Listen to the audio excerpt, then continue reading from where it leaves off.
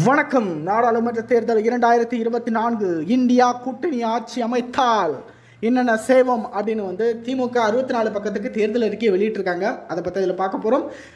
Already Congress ஏழை பெண்களுக்கு ஆண்டுக்கு 1 லட்ச ரூபா அப்படின்னு சொன்னது குறிப்பிடத்தக்கது. வாரி வழங்கியிருக்கிறாங்க தேர்தல் அறிக்கையை. திமுகவின் இந்த தேர்தல் அறிக்கை ஒரு எம்டி காகிதம், வெற்று காகிதம் அப்படின்னு அண்ணாமலை அவர்கள் சொன்னது குறிப்பிடத்தக்கது. ஸோ என்னென்ன தேர்தல் அறிக்கையை 64 பக்கத்துக்கு வெளியிட்டிருக்காங்க அப்படிங்கிறத ஃபாஸ்ட்டாக பார்த்துடலாம். வீடியோ ஃபுல்லாக பாருங்கள். ஆளுநர்களுக்கு அதிக அதிகாரம் வழங்கும் பிரிவு 361 நீக்கப்படும். உச்ச நீதிமன்றத்தின் கீழே சென்னையில் அமைக்கப்படும். புதுச்சேரிக்கு மாநில தகுதி வழங்கப்படும். மத்திய அரசு வேலைகளில் எக்ஸாம் அந்தந்த மாநில மொழிகளில் இருக்கும். மத்திய அரசு அலுவலகங்களில் தமிழ் பயன்படுத்தப்படும். அனைத்து மாநில மொழிகளின் வளர்ச்சிக்கு சம அளவு நிதி வழங்கப்படும்.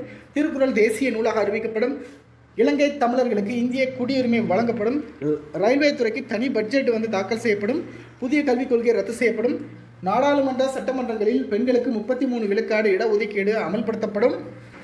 நாடு முழுவதும் உள்ள அரசு பள்ளி மாணவர்களுக்கு காலை உணவு திட்டம் செயல்படுத்தப்படும். குடும்ப தலைவிகளுக்கு மாதந்தோறும் 1000 ரூபாய் மகளிர் உரிமை தொகை வழங்கப்படும். இந்தியா முழுவதும் தமிழ்நாட்டிற்கு நீட் தேர்விலிருந்து விலக்கு அளிக்கப்படும். மாநில முதலமைச்சர்களை கொண்ட மாநில வளர்ச்சிக்குழு அமைக்கப்படும். மகளிர் சுய உதவிகளுக்கு 10 லட்சம் ரூபாய் வட்டியில்லா கடன் வழங்கப்படும். பாஜக அரசின் தொழிலாளர் நல விரோத சட்டங்கள் மறுசீரமைப்பு செய்யப்படும். தேசிய நெடுஞ்சாலைகளில் சுங்கச்சாவடிகள் அகற்றப்படும். வங்கிகளில் மினிமம் பேலன்ஸ் இல்லைனால ஃபைன் போடுறாங்கல்ல, அது எல்லாமே நீக்கப்படும். குடியுரிமை திருத்தச் சட்டம் ரத்து செய்யப்படும். மத்திய அளவில் சாதிவாரி கணக்கெடுப்பு நடத்தப்படும். ஜிஎஸ்டி சட்டத்தில் திருத்தம் கொண்டு வரப்படும். தொகுதி மறுசீரமைப்பில் தமிழ்நாட்டில் முக்கியத்துவம் குறையாமல் பாதுகாக்கப்படும். வேளாண் விளைபொருட்களுக்கு குறைந்தபட்ச ஆதரவு விலை நிர்ணயம் செய்யப்படும். இந்தியா முழுவதும் மாணவர்கள் பெற்ற கல்விக் கடன் தள்ளுபடி செய்யப்படும். இந்தியா முழுவதும் விமான கட்டணம் நிர்ணயிப்பதற்கு முறைப்படுத்தப்படும். எல்பிஜி சிலிண்டர் விலை 500 ரூபாய், பெட்ரோல் 75, டீசல் 65 ரூபாயாக குறைக்கப்படும். இதுதான் பாசிபிள் தான், நினச்சா குறைக்கலாம். பொது சிவில் சட்டம் கொண்டு வரப்படாது. 100 நாள் வேலை 150 நாளாக ஆக்கப்படும். 400 ரூபாயை சம்பளம் உயர்த்தப்படும். ஒன்றிய அரசின் கல்வி நிறுவனங்கள் தமிழ்நாட்டில் புதிதாக அமைக்கப்படும். பாஜக அரசால் கொண்டு வரப்பட்ட மக்கள் விரோத சட்டங்கள் அனைத்தும் மறுபரிசீலனை செய்யப்படும். ஒரே நாடு ஒரே தேர்தல் திட்டம் கைவிடப்படும்.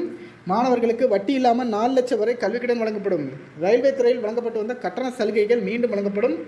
இஸ்லாமியர் மற்றும் இதர சிறுபான்மையினர் மேம்பாடு குறித்து சச்சார் கமிட்டி பரிந்துரை செயல்படுத்தப்படும்.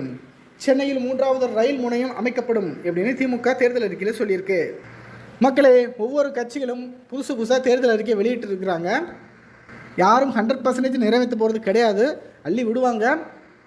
யார் நல்லது செய்வா அப்படின்னு உங்களுக்கு தோணுதோ அவங்களுக்கு ஏப்ரல் 19ஆம் தேதி மறக்காமல் ஓட்டு போட்டுருங்க.